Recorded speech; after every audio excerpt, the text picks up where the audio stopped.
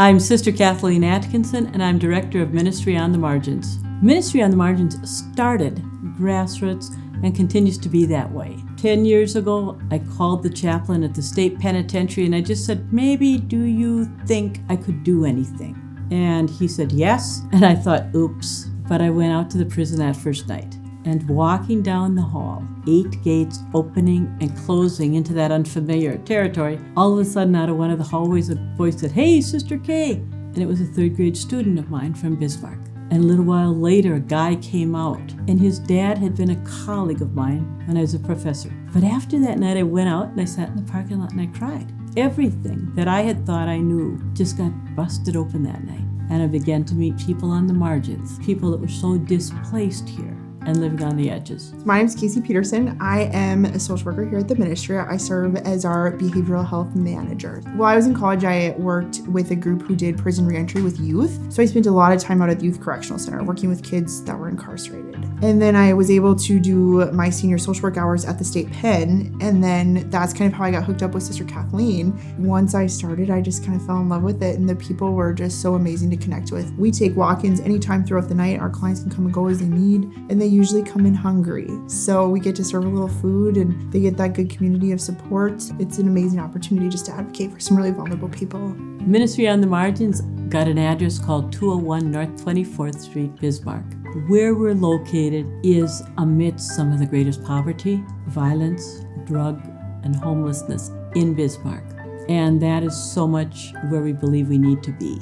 We are right in the heart of it, and I think the model that we set for our neighborhood is amazing too. Like yesterday I came to work and there was a guy outside just screaming horrible things at a lady. And it was right at the corner where our neighborhood kids get picked up by the school bus. We're able to be right in the middle of when things are getting kind of crazy and be a good catalyst for change in that moment, because the kids that we serve in our neighborhood, they see that kind of stuff all the time. And so if we're able to at least put a positive impact on something like that, like we're in the right place. We're very focused on the person, and then that expands it into what we do as programs.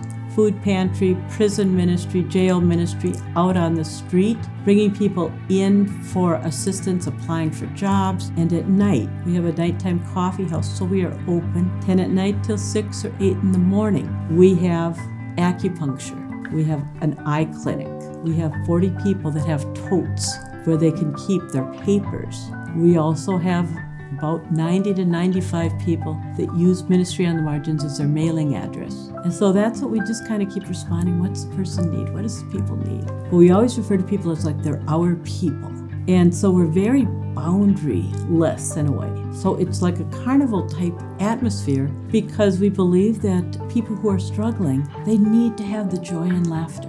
That, I think, is something that's very unique or very important to us, that this is a place of happiness even when you're in desperation. We've been very intentional about integrating our behavioral health approach into everything. We're able to really encourage our clients and build upon skills, and so our approach is not punitive. Because of that, we're really able to work through whatever issues may arise. We're able to keep clients in our programs longer, and we're able to keep them at a more successful level. One of the things that receiving that Bush Foundation says is it's a credibility. It says there's someone else out there who believes in what you do and how you're doing it. We're not going to take it for granted, and we're never going to become lavish, but we're going to take a breath and just move over and even for ourselves celebrate what we do, because we know that financially we're supported for a while.